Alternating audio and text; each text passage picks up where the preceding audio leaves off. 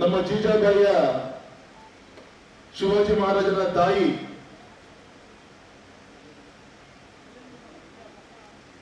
ಆ ತಾಯಿ ಶಿವಾಜಿ ಮಹಾರಾಜರಿಗೆ ಕೂರಿಸ್ಕೊಂಡು ಮಾತನ್ನ ಹೇಳ್ತಾರೆ, ಈ ಕೊಟ್ಟಂತ ಈ ಒಂದು ಶೌರ್ಯ ಇರ್ಬೋದು, ಸಾಹಸ ಇರ್ಬೋದು, ಇದ್ಯಾವುದು ಕೂಡ ನಿನ್ನ ಸ್ಥಾನವನ್ನ ಬೇರೆ ಯಾವುದೋ ಒಂದು ದೃಷ್ಟಿಗೆ ಉಪಯೋಗಿಸ್ಕೊಳ್ಳದೆ ನಿನ್ನ ಮೈಯಲ್ಲಿ ಹರಿತಿರುವಂತ ರಕ್ತ ಹಣತೆಯ ಒಂದು ಎಣ್ಣೆ ಆಗ್ಬೇಕು, ನಿನ್ನ ನರನಾಡಿಗಳು ಆ ಒಂದು ಹಣತೆಯ ಹತ್ಯೆ ಆಗ್ಬೇಕು, ಅದರಲ್ಲಿ ಉರಿಯುವಂತ ದೀಪ ಸ್ವಾಭಿಮಾನಿ ರಾಷ್ಟ್ರ ನಿರ್ಮಾಣಕ್ಕೆ, ಹಿಂದೂ ಸಾಮ್ರಾಜ್ಯಕ್ಕೆ ನೀನು ಬೆಳಕನ್ನ ಕೊಡ್ಬೇಕು ಅಂತೇಳಿ ಆ ತಾಯಿ ಶಿವಾಜಿ ಮಹಾರಾಜರನ್ನ ಕರೆಸ್ತಾಳೆ. ಅಂತ ತಾಯಿಯ ಅಂತ ಛತ್ರಪತಿ ಶಿವಾಜಿ ಮಹಾರಾಜರ ವಂಶಸ್ಥ ಬಂಧುಗಳು ತಾವೆಲ್ಲರೂ ಕೂಡ ಇಲ್ಲಿ ಆಸೀನರಾಗಿದ್ದೀರಿ. ನಾನು ಯೋಚನೆ ಮಾಡ್ತಾ ಇದ್ದೆ, ಮೊನ್ನೆ ದೊಡ್ಡ ಒಂದು ಕುಂಭಮೇಳ ನಡೀತು, ಲಕ್ಷಗಟ್ಟಲೆ ಕೋಟಿಗಟ್ಟಲೆ ನಮ್ಮ ದೇಶದ ಜನ ಆ ಒಂದು ಕುಂಭಮೇಳದಲ್ಲಿ ಭಾಗವಹಿಸಿದ್ರು. ಅಂದ್ರೆ ಈ ಒಂದು ಸನಾತನವಾದಂತ ಹಿಂದೂ ಧರ್ಮವನ್ನ ಇವತ್ತು ಕೂಡ ಉಳಿಸ್ಕೊಂಡು ಬೆಳೆಸ್ಕೊಂಡು ಇವತ್ತು ಕೂಡ ಆ ರೀತಿಯಂತ ಸುಮಾರು 146ನೇ ವರ್ಷದ ಕುಂಭಮೇಳ ನಡೀತಾ ಇದೆ ಅಂದ್ರೆ ಆ ಹಿಂದೂ ಸಾಮ್ರಾಜ್ಯದ ಕಲ್ಪನೆ ಕೊಟ್ಟಂತವ್ರು ಯಾರು ಅಂದ್ರೆ ನಮ್ಮ ಮರಾಠ ಸಮಾಜದ ಸ್ವಾಭಿಮಾನಿ ಬಂಧುಗಳು ಅಂತ ನಾನು ಹೇಳಲಿಕ್ಕೆ ಇಚ್ಛೆ ಪಡ್ತೇನೆ. ಈ ರೀತಿ ಯಾವತ್ತೂ ಕೂಡ ಕೈ ಚಾಚದೆ ರಾಷ್ಟ್ರ ನಿರ್ಮಾಣಕ್ಕೋಸ್ಕರ ತಮ್ಮಂತ ತೊಡಗಿಸ್ಕೊಂಡಂತ ನಮ್ಮ ಮರಾಠ ಕ್ಷತ್ರಿಯ ಸಮಾಜ ಬಂಧುಗಳು ತಾವೆಲ್ಲರೂ ಕೂಡ ಒಟ್ಟಾಗಿ ಸೇರಿದಿರಿ.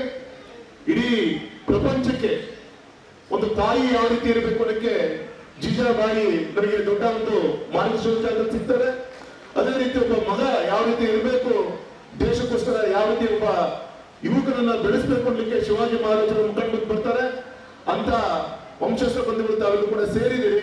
ಈ ಸಂದರ್ಭದಲ್ಲಿ ಇಷ್ಟು ಮಾತ್ರ ಹೇಳ್ತೀನಿ, ಇವತ್ತು ಒಂದು ಕಾಲ ಇತ್ತು, ಆದ್ರೆ ಇವತ್ತು ಎಲ್ಲದೂ ಕೂಡ ಸರ್ಕಾರ ನಿಮಗೆ ಒದಗಿಸಲಿಕ್ಕೆ, ಅದು ಕೇಂದ್ರ ಸರ್ಕಾರ ಇರ್ಬೋದು, ರಾಜ್ಯ ಸರ್ಕಾರಗಳಿರ್ಬೋದು, ಇವತ್ತು ನಿಮ್ಮ ಮುಂದೆ ನಿಂತ ಈ ಸಂದರ್ಭದಲ್ಲಿ ಆ ಎಲ್ಲ ವ್ಯವಸ್ಥೆಗಳನ್ನ ಉಪಯೋಗಿಸಿಕೊಂಡು ಯಾವುದೇ ಕಾರಣ ಕೂಡ ನಮ್ಮ ಮಕ್ಕಳನ್ನ ಅವ್ರು ಎಲ್ಲಿವರೆಗೂ ಓದ್ತಾರೆ ಅವ್ರ ವಿದ್ಯಾಭ್ಯಾಸವನ್ನ ಕೊಟ್ಟು, ಯಾರಾದ್ರೂ ಒಬ್ಬ ಹಸು ಅಂತ ಬಂದಾಗ ಊಟ ಹಾಕಿದ್ರೆ ಆ ಸಂದರ್ಭದಲ್ಲಿ ಹೊಟ್ಟೆ ತುಂಬುತ್ತೆ. ಆದ್ರೆ ಜೀವನದ ಹಸುವನ್ನ ದೂರ ಮಾಡ್ಲಿಕ್ಕೋಸ್ಕರ, ರಾಷ್ಟ್ರ ನಿರ್ಮಾಣಕ್ಕೋಸ್ಕರ ಆ ಯುವ ಶಕ್ತಿಯನ್ನ ಬೆಳೆಸಲಿಕ್ಕೆ ಶಿಕ್ಷಣಕ್ಕೆ ಬೇಕಾದಂತ ಒಂದು ಆದ್ಯತೆ, ಅದು ಡಾಕ್ಟರ್ ಇರ್ಬೋದು, ಇಂಜಿನಿಯರ್ ಇರ್ಬೋದು, ಕೇಂದ್ರದಲ್ಲೂ ಕೂಡ OBCಗೆ ಬೇಕಾದಂತ ಈಗಾಗಲೇ ಒಂದು ಮಿಷನ್ ಈಗಾಗಲೇ ನಿಗಮ ಬಂದಾಗಿದೆ. ಅದ್ರ ಮುಖಾಂತರ ಅನೇಕ ಕಾರ್ಯಕ್ರಮಗಳಿದೆ. ಇವತ್ತು ನಮ್ಮ ರಾಜ್ಯ ಸರ್ಕಾರದ ಮರಾಠ ನಿಗಮದ ಮುಖಾಂತರ ಅನೇಕ ಯೋಜನೆಗಳನ್ನ, ಅದು ರೈತರ ಹೊಲಗದ್ದೆಯಿಂದ ಹಿಡಿದು ಅನೇಕ ಯೋಜನೆಗಳನ್ನ ಮುಗಿಸುವಂತ ಕಾರ್ಯನ ಮಾಡ್ತಾ ಇದ್ದಾರೆ. ಹಾಗಾಗಿ ಈ ಸಂದರ್ಭದಲ್ಲಿ ಹುಟ್ಟುವಾಗ ನಾವು ಬಡವನಿರ್ಬೋದು, ಅರೆ ಕೊನೆ ಉಸಿರನ್ನು ಎಳಿಬೇಕು ನಾವು ಬಡವನಾಗಿ ನಾನೇನು ಉಸಿರು ಹೇಳಿದ್ರೆ ಆ ತಪ್ಪು ನಮ್ದಾಗತ್ತೆ, ಹೆತ್ತ ತಂದೆ ತಾಯಿಯಿಂದಲಾಗತ್ತೆ. ಹಾಗಾಗಿ ಎಚ್ಚರಿಕೆಯಿಂದ ಈ ಒಂದು ರಾಷ್ಟ್ರಕ್ಕೆ ಬೇಕಾದಂತ ಯುವ ಶಕ್ತಿಯನ್ನ ಬೆಳೆಸುವಂತ ದಿಕ್ಕಿನಲ್ಲಿ ಶಿವಾಜಿ ಮಹಾರಾಜರಂತ ಈ ನಾಡಿಗೆ ಒಂದು ಶಕ್ತಿ ತುಂಬುವಂತ ಯುವ ಪೀಳಿಗೆಯನ್ನು ಕೊಡುವಂತ ದಿಕ್ಕಿನಂತ ಗಮನವನ್ನು ಕೊಡಬೇಕು ಅಂತೇಳಿ ವಿನಂತಿಯನ್ನ ಮಾಡ್ಕೊಂತ, ನಿಮ್ಮ ಹಾರೈಕೆ, ನಿಮ್ಮ ಆಶೀರ್ವಾದದಿಂದ ನಿಮ್ಮ ಯಡಿಯೂರಪ್ಪನವರು ಮುಖ್ಯಮಂತ್ರಿ ಇದ್ದ ಸಂದರ್ಭದಲ್ಲಿ ಇನ್ನು ನೆನಪಿದೆ, ನಮ್ಮ ಗೋಸಾಯಿ ಮಠದ ಹಿಂದಿನ ಸ್ವಾಮೀಜಿಗಳು, ಮರಾಠ ಸಮಾಜದ ಸ್ವಾಮೀಜಿಗಳು, ನಮ್ಮ ಇವರಿಗಿಂತ ಹಿರಿಯ ಸ್ವಾಮೀಜಿಗಳು ಬಂದಾಗ, ನಮ್ಮ ಈಗಿನ ಪೂಜ್ಯರಿರುವಂತ ಮಠದ ಒಂದು ಅಭಿವೃದ್ಧಿ ವಿಚಾರ ಬಂದಾಗ ಮಾತಾಡಿ ಪಾಪ ವಾಪಸ್ ಬೆಂಗಳೂರಿಗೆ ಹೋಗಿ ಒಂದು ತಿಂಗಳಿಗೆ ಸುದ್ದಿ ಬರುತ್ತೆ, ನಮ್ಮ ಗೋಸಾಯಿ ಮಠದ ಸ್ವಾಮೀಜಿಗಳು ಆಕ್ಸಿಡೆಂಟ್ ಅಲ್ಲಿ ಕೊನೆ ಉಸಿರನ್ನ ಎಳೆದ್ರು ಅಂತ ಹೇಳಿದಾಗ ಇಡೀ ಸಮಾಜಕ್ಕೆ ಆತಂಕ ಆಗಿದ್ದು ನಮಗೆಲ್ಲರೂ ಕೂಡ ನೆನಪಿದೆ. ಆ ಸಂದರ್ಭದಲ್ಲಿ ಮಠದ ಸೇವೆ ಸಲ್ಲಿಸುವಂತ ಒಂದು ಶಕ್ತಿ ಕೊಟ್ಟಂತವ್ರು ನೀವು. ಇವತ್ತು ಸರ್ಕಾರಗಳು ಸಹಜವಾಗಿ ಪ್ರಜಾಪ್ರಭುತ್ವ ವ್ಯವಸ್ಥೆಯಲ್ಲಿ ಬದಲಾವಣೆಗಳು ಆಗ್ತಾ ಇರುತ್ತೆ. ಆದ್ರೆ ಆ ಸಂದರ್ಭದಲ್ಲಿ ಯಾವುದೇ ಸರ್ಕಾರ, ನಮ್ಮ ಹಿಂದಿನ ಸರ್ಕಾರಗಳು ಇರ್ಬೋದು, ಈಗಿನ ಸರ್ಕಾರ ಇರ್ಬೋದು, ಇವತ್ತು ನಮ್ಮ ಕ್ಷತ್ರಿಯ ಮರಾಠ ಸಮಾಜದ ಏಳಿಗೆಗೋಸ್ಕರ ತಂದೆ ಆದಂತ ಒತ್ತನ್ನ ಕೊಡ್ತಾ ಇದ್ದಾರೆ. ಈಗ ನಮ್ಮ ಸ್ನೇಹಿತರಾದಂತ ದೇವರಾಜ್ ಮಾತಾಡ್ತಾ ಹೇಳ್ತಾ ಇದ್ರು, ನಮ್ಮ ಶಿವಮೊಗ್ಗದಲ್ಲಿ ನಮ್ಮ ಮರಾಠ ಸಮಾಜಕ್ಕೆ ಒಂದು ದೊಡ್ಡ ಒಂದು ಸಮುದಾಯ ಭವನ ಆಗ್ಬೇಕು, ನಗರದ ಒಂದು ಆಲ್ಕೋಳ ಸರ್ಕಲ್ ಅಲ್ಲಿ ಛತ್ರಪತಿ ಶಿವಾಜಿ ಮಹಾರಾಜರ ಪುತ್ಥಳಿಯನ್ನು ಕೂಡ ನಿರ್ಮಾಣ ಆಗ್ಬೇಕು ಅಂತ ಈಗಾಗಲೇ ವಿನಂತಿ ಮಾಡಿದರೆ ಈ ಒಂದು ಸಮಾಜದ ಒಂದು ಕರ್ತವ್ಯ ಅದು. ನೀವು ಮನವಿ ಕೊಡುವಂತ ವರ್ಗು ಹೋಗ್ಬಾರ್ದಿತ್ತು. ಈ ಸಮಾಜ ಎಚ್ಚರಿಕೆ ತೆಗೆದುಕೊಂಡು ರಾಜಕಾರಣಿಗಳು ನಾವೆಲ್ಲರೂ ಕೂಡ ಸೇರಿ ಮಾಡಬೇಕಾಗಿತ್ತು. ಈ ಸಂದರ್ಭ ನಾನು ಈ ಒಂದು ಮನವಿಗೆ ಈಗಾಗಲೇ ಗೌರವಂತ ನಮ್ಮ ಮಂತ್ರಿಗಳಿದ್ದಾರೆ, ಸನ್ಮಾನ್ಯ ಗೋಪಾಲಕೃಷ್ಣ ಅವರು ಇದ್ದಾರೆ, ನಮ್ಮ ಸಚಿವರು ಇದ್ದಾರೆ, ನಮ್ಮ ಶಿವಮೊಗ್ಗದ ಶಾಸಕರು ಕೂಡ ಇದ್ದಾರೆ, ಬರಬೇಕಾಯ್ತು, ಬೇರೆ ಕಾರ್ಯಕ್ರಮಕ್ಕೆ ಹೋಗಿದ್ದಾರೆ. ಅವರೆಲ್ಲರ ವಿಶ್ವಾಸವನ್ನು ಪಡೆದುಕೊಂಡು ನಮ್ಮ ಆಲ್ಕೋಳ ಸರ್ಕಾರದಲ್ಲಿ ಛತ್ರಪತಿ ಶಿವಾಜಿ ಮಹಾರಾಜರ ಒಂದು ಪುತ್ಥಳಿಯನ್ನ ಅತ್ಯಂತ ವಿಜೃಂಭಣೆಯಿಂದ ಕಂಚಿನಿಂದ ಕಟ್ಟುವಂತ ಕೆಲಸವನ್ನ ನಾವೆಲ್ಲರೂ ಕೂಡ ಒಟ್ಟಾಗಿ ಸೇರಿ ಮಾಡಿ ಆ ಉದ್ಘಾಟನೆಗೆ ಗೌರವಿತ ನಮ್ಮ ಸಂತೋಷ್ ಲಾಡು ಗುರುಗಳ ಒಂದು ನೇತೃತ್ವದಲ್ಲೇ ಆ ಉದ್ಘಾಟನೆ ಮಾಡುವಂತ ಕಾರ್ಯವನ್ನು ಕೂಡ ದೇವರಿಂದ ಆದಷ್ಟು ಬೇಗ ಕೂಡಿ ಬರೋದಕ್ಕೆ ನಾವೆಲ್ಲರೂ ಕೂಡ ಪ್ರಯತ್ನವನ್ನ ಮಾಡೋಣ ಅಂತೇಳಿ ವಿನಂತಿಯನ್ನ ಮಾಡ್ಕೊಂತ ತುಂಬಾ ಸಂತೋಷ. ಇವತ್ತು ನಿಮ್ಮ ರಾಘಣ್ಣ ಇವತ್ತು ಸಂಸತ್ ಸದಸ್ಯನಾಗಿ ಇಲ್ಲೇನಾದ್ರು ಮಾತಾಡ್ತಿದ್ದೀನಿ ಅಂದ್ರೆ ಜಿಲ್ಲೆಯ ಅಭಿವೃದ್ಧಿ ಏನಾದ್ರು ನಿಮ್ಮ ರಾಘಣ್ಣ ಸ್ವಲ್ಪ ತೃಪ್ತಿ ಬರೋ ರೀತಿಯಲ್ಲಿ ಏನಾದ್ರು ಮಾಡಿದೀನಿ ಅಂದ್ರೆ ಅದರ ಹಿಂದಿನ ಶಕ್ತಿ ನಮ್ಮ ಕ್ಷತ್ರಿಯ ಮರಾಠ ಸಮಾಜದ ಬಂಧುಗಳ ಒಂದು ಆಶೀರ್ವಾದ ಅಂತೇಳಿ ನಾನು ಈ ಸಂದರ್ಭದಲ್ಲಿ ಅಭಿಮಾನ ಹೇಳ್ತಾ ನಿಮ್ಮೆಲ್ಲರ ಪ್ರೀತಿ ವಿಶ್ವಾಸವನ್ನು ಉಳಿಸ್ಕೊಂಡು ಎಲ್ಲರ ಸಹಕಾರದಿಂದ ಏನೇನು ಸಮಾಜದ ಕೆಲಸ ಕಾರ್ಯಗಳು ಆಗ್ಬೇಕು ಗುರುಗಳ ಅಪೇಕ್ಷೆ ಏನಿದೆ, ಗುರುಗಳ ತುಂಬಾ ದೊಡ್ಡ ಕನಸಿದೆ. ಇವತ್ತು ನನ್ನ ಮಠ ಇರ್ಬೋದು, ಮುಂದಿನ ದಿನದಲ್ಲಿ ನನ್ನ ಸಮಾಜ ಬಂಧುಗಳು ಬೆಂಗಳೂರಿಗೆ ಬಂದ್ರೆ ಅಲ್ಲಿ ನೆಮ್ಮದಿಯಿಂದ ಒಂದು ತುತ್ತು ಪ್ರಸಾದವನ್ನ ತೆಗೆದುಕೊಂಡು ಅಲ್ಲಿ ಎಲ್ಲಾ ರೀತಿಯಿಂದ ಒಂದು ವ್ಯವಸ್ಥೆಗಳು ಇರಬೇಕು ಅಂತೇಳಿ ಗುರುಗಳ ಅಪೇಕ್ಷೆ ಇದೆ. ಇತ್ತನೆ ಭಕ್ತಲ್ಲಿ ಕೂತಾಗ ಹೇಳುವಂತ ಪ್ರಯತ್ನ ಮಾಡಿದ್ರೆ ಆ ದಿಕ್ಕಲ್ಲೂ ಕೂಡ ಏನೇನು ದೇವ್ರ ಮೆಚ್ಚೋ ರೀತಿಯಲ್ಲಿ ನಮ್ಮ ಕೆಲಸ ಕೈ ಜೋಡಿಸ್ಬೇಕು ಆ ದಿಕ್ಕಲ್ಲಿ ಸಮಾಜದ ಜೊತೆಗೆ ನಾವೆಲ್ಲರೂ ಕೂಡ ಇರ್ತೀವಿ ಅಂತ ಈ ಸಂದರ್ಭದಲ್ಲಿ ಹೇಳ್ತಾ ತುಂಬಾ ಸಂತೋಷ. ಇವತ್ತು ಕ್ಷಮೆಯಲ್ಲಿ ಗುರುಗಳಿದ್ದಾಗ ನಮ್ಮ ವೇದಿಕೆ ಮಧ್ಯೆ ಎದ್ದು ಹೋಗುವಂತ ಅಭ್ಯಾಸ ಇಲ್ಲ.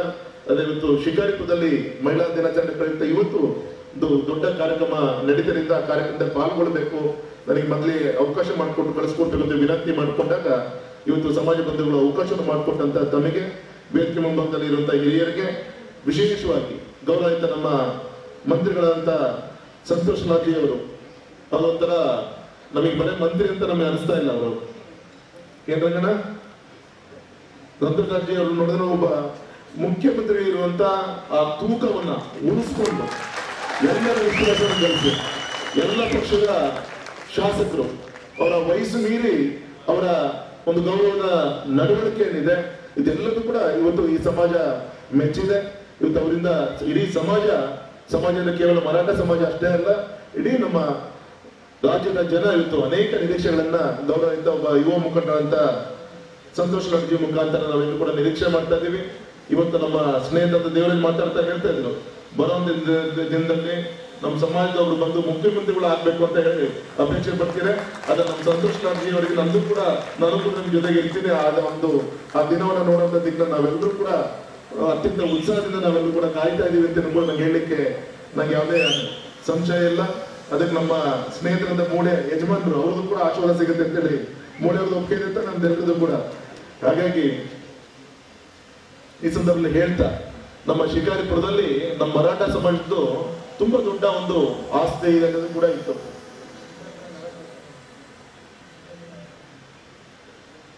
ಅಲ್ಲಿಯ ಒಂದು ನೇತೃತ್ವವನ್ನು ಯಾರು ವಹಿಸ್ಕೋಬೇಕು, ಅಲ್ಲಿ ಜವಾಬ್ದಾರಿ ದೃಷ್ಟಿಯಿಂದ ಗುರುಗಳು ಇರಬೇಕು ಅಂತ ವಿನಂತಿಯನ್ನು ಮಾಡಿಕೊಂಡು ಇವತ್ತು ನಮ್ಮ ಶಿಕಾರಿಪುರದ ನಮ್ಮ ಗುರುಗಳು ಕೂಡ ಇಲ್ಲಿ ಆಗಮಿಸಿದ್ದಾರೆ. ಶಿಕಾರಿಪುರದಲ್ಲಿ ಕೂಡ 4 ಬಸ್ ಜನ ಕಮ್ಮಿ ಅದು ಏನ್ರಿ, ಆದ್ರೂ ಕೂಡ ತಾವೆಲ್ಲರೂ ಕೂಡ ಎಷ್ಟು ದೊಡ್ಡ ಸಂಖ್ಯೆ ತಾವೆಲ್ಲರೂ ಕೂಡ ಬಂದಿದ್ದೇನೆ. ಹಾಗೆ ಜಿಲ್ಲೆಯಲ್ಲಿ ಎಲ್ಲೆಲ್ಲಿ ನಮ್ಮ ಸಮಾಜ ಬಂಧುಗಳು ಅಪೇಕ್ಷೆ ಪಡ್ತಾರೆ ಸಮುದಾಯ ಭವನ ಇರ್ಬೋದು, ಏನೇನು ಕೆಲಸ ಕಾರ್ಯಗಳು ಆಗ್ಬೇಕು ಆ ದಿಕ್ಕಲ್ಲಿ ಸರ್ಕಾರ ಮತ್ತೆ ಸರ್ಕಾರದಷ್ಟೇ ಮುಷ್ಟಿ ತೂಕ ಇರುವಂತ ನಮ್ಮ ಸಂತೋಷ್ ಲಾಡ್ ಇದ್ದಾರೆ. ಅದಕ್ಕೆ ಸ್ವಲ್ಪ ನಾನು ಕೂಡ ಕೈ ಜೋಡಿಸಿ ಏನೇನು ಮಾಡ್ಬೇಕು ನಾವೆಲ್ಲ ಸೇರಿ ಮಾಡ್ತೀವಿ ಅಂತ ಸಂದರ್ಭದಲ್ಲಿ ಹೇಳಿ ಮತ್ತೊಮ್ಮೆ ನಮ್ಮ ಗುರುಗಳ ಪಾದಗಳಿಗೆ ನಮಸ್ಕಾರವನ್ನು ತಿಳಿಸಿ ಈ ಒಂದು ಕಾರ್ಯಕ್ರಮದಲ್ಲಿ ಭಾಗವಹಿಸಿದ ಅವಕಾಶ ಮಾಡಿಕೊಟ್ಟಂತ ಸಮಾಜದ ಎಲ್ಲ ಹಿರಿಯರಿಗೆ ತಮಗೆ ವಂದನೆ.